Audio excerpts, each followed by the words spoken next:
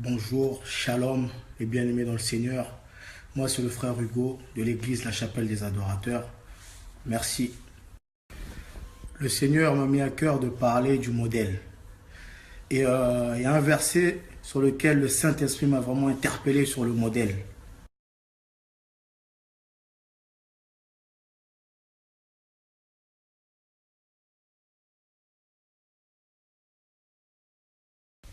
Dans ce verset, Ézéchiel chapitre 22, verset 30, Dieu cherche un homme qui va se tenir à la brèche, mais Dieu ne trouve pas cet homme.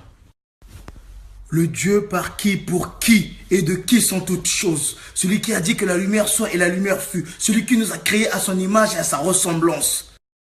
Et pourtant, il y avait des hommes, il y avait des femmes. Pourquoi Dieu ne trouvait pas l'homme avec un grand H? Parce que le modèle de l'homme selon Dieu, il n'y en avait pas. Aujourd'hui, souvent, ça nous arrive d'inviter à un mariage. Tu veux t'habiller de telle façon, de telle manière, mais tu cherches dans les magasins, tu ne trouves pas. Ce n'est pas pour autant que dans le rayon, il n'y a pas de blazer, mais c'est parce que le modèle que toi, tu désires, le modèle qui te fera plaisir à toi, il n'y en a pas. Et la Bible nous dit que Dieu, il est celui qui ne change pas. Il ne fait qu'un avec sa parole. Donc, lui, ce n'est pas un Dieu de concession. Et le modèle de l'homme, selon Dieu, c'était Adam avant la chute. C'était Adam avant le péché, dans l'ancien temps. Un homme qui craint sa parole, un homme qui marche dans la sainteté, un homme qui met Dieu au préalable, un homme qui se soumet devant Dieu. Et je me suis demandé, mais pourquoi le modèle que Dieu cherchait, il n'y en avait pas? Cela, nous sommes dans l'Ancien Testament.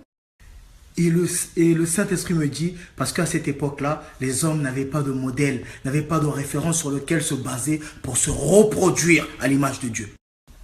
Et pourtant, il y avait les Moïse, il y avait les David, il y avait pas mal d'hommes qui sont passés avant.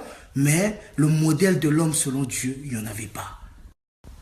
David était un homme selon le cœur de Dieu. C'est-à-dire c'était un homme qui savait toucher le cœur de Dieu, qui savait parler au cœur de Dieu. Et Moïse, ce sont des hommes qui ont vécu la grâce au temps de la loi. Parce que là, nous sommes au temps de la grâce. Parce que Moïse, il avait déjà du sang sur les mains, il avait tué. Mais le modèle de l'homme selon Dieu, il n'y en a qu'un. Comme Dieu a cherché des hommes sur terre, il ne trouve pas. Par amour pour nous, comme il nous fallait un homme qui va se tenir à la brèche, il nous a envoyé son Fils unique. Voilà pourquoi dans Jean, il est écrit, car Dieu a tant aimé le monde qu'il a envoyé son Fils unique, afin que quiconque croit en lui ait la vie sauve. Et je demandais au Saint-Esprit, mais Seigneur, pourquoi tu me mets à cœur de parler du modèle? Pourquoi tu me mets à cœur d'écrire sur le modèle? Et là, Dieu me dit, c'est parce que vous, les chrétiens, les jeunes, surtout les jeunes chrétiens, vous donnez votre vie au Seigneur, mais vous vous référenciez aux gens du monde. Et la Bible est claire là-dessus. Nul ne peut servir deux maîtres, car soit il haïra un et aimera l'autre, car soit il s'attachera à l'un et méprisera l'autre. Vous ne pouvez servir Dieu et maman. C'est-à-dire que quand tu donnes ta vie à Christ, toute chose est nouvelle. Le renouvellement de l'intelligence, il y a tout. Et le fait d'être dans le Seigneur et de te référencier aux gens du monde, que ce soit pour le style vestimentaire ou pour autre chose, tu es en train de servir deux maîtres. Parce que Dieu nous dit, vous êtes dans le monde, mais vous n'êtes pas du monde. Vous êtes dans le monde, mais vous n'êtes pas du monde. Et Dieu me disait, pour les chrétiens, le modèle par excellence, c'est Jésus-Christ. C'est lui notre modèle. Et je me pose encore la question de ça, je dis, c'est le Saint-Esprit. C'est dur de faire comme Jésus. C'est dur, je ne sais pas comment faire, c'est dur. Et là, il y a une parole qui remonte, qui me dit, ce n'est ni par la force, ni par votre intelligence, mais c'est par mon esprit. Ainsi dit l'Éternel. Voilà pourquoi la Bible nous demande d'être remplis du Saint-Esprit. D'être remplis du Saint-Esprit. Et avant toute chose, au préalable, quand tu veux faire une chose, pose-toi la question de savoir qu'est-ce que mon modèle demande. Qu'est-ce que mon modèle m'a dit à ce sujet.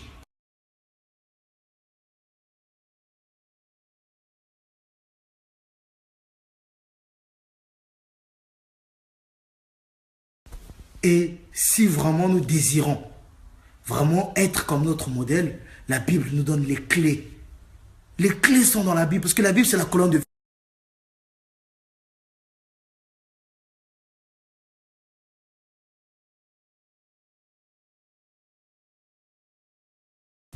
La Bible nous dit, pour être conforme à notre modèle Jésus-Christ, nous devons méditer jour et nuit le livre de la loi. C'est-à-dire la Bible, nous devons la méditer jour et nuit.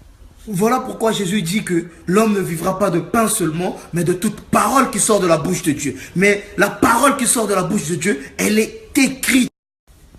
Et quand tu agis fidèlement selon ce qui est écrit dans la Bible, c'est-à-dire que tu auras l'image de ton modèle.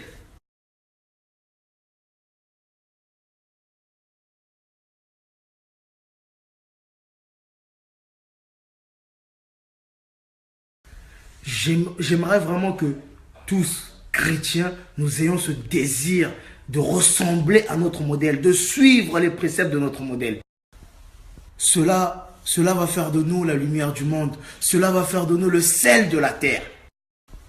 Quand quelqu'un te tape, demande-toi, qu'est-ce que dit mon modèle? Ton modèle dit, si quelqu'un te tape de la joue gauche, tu donnes la joue droite. Quand quelqu'un prononce des vœux de malheur contre toi, demande-toi, qu'est-ce que dit mon modèle? Ton modèle dit, toute imprécation prononcée contre toi sera nulle et sans effet. Quand tu es triste ou en train de pleurer, demande-toi, qu'est-ce que dit mon modèle? Ton modèle dit, heureux les affligés car ils seront consolés. Je vais terminer par là, franchement, merci d'avoir prêté l'oreille. Vraiment, j'aimerais que nous ayons ce désir-là de marcher selon Christ, de suivre notre modèle, de ressembler.